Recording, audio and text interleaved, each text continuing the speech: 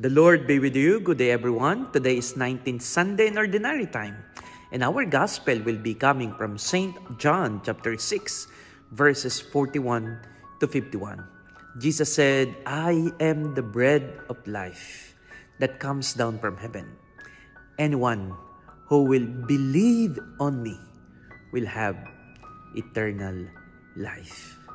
Do you truly believe that what you receive on communion at the Eucharist is not just an ordinary bread, but the real body of Christ? Jesus Christ is not only feeding us physically, He is also feeding us spiritually. And the food for our soul is the bread of life, the real body and blood of our Lord Jesus Christ. He alone can complete us. He alone can satisfy our hunger. He alone can satisfy the deepest longing of our life. Every time we receive Jesus in the Eucharist, we are entering into an intimate relationship with Him. It is not just receiving the bread of life in our tank and that's it. No. It is all about Jesus entering into our life. It's all about Jesus residing in our hearts, wherein we are becoming one with Him. That's why we call it the Holy Communion.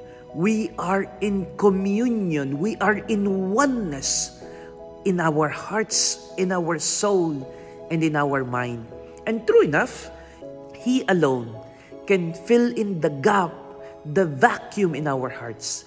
That we realize that despite everything that we have, despite the seemingly success that we are enjoying, despite the joy that the world could offer, there will always be a space that needs to be filled in. And only God can fill in the gap. Only God can complete us. Only God can make us truly say, I have been fed so well, I have been satisfied, and I have met the desires of my heart. So today, my dear sisters and brothers, the invitation for us is, come to Jesus in the Eucharist. Come, see and taste the goodness of the Lord in the Eucharist. And if we do that, surely we will be fed physically and spiritually, and we shall never ask for more. Because in Jesus, in the Eucharist, the bread of life will make us whole. God bless you.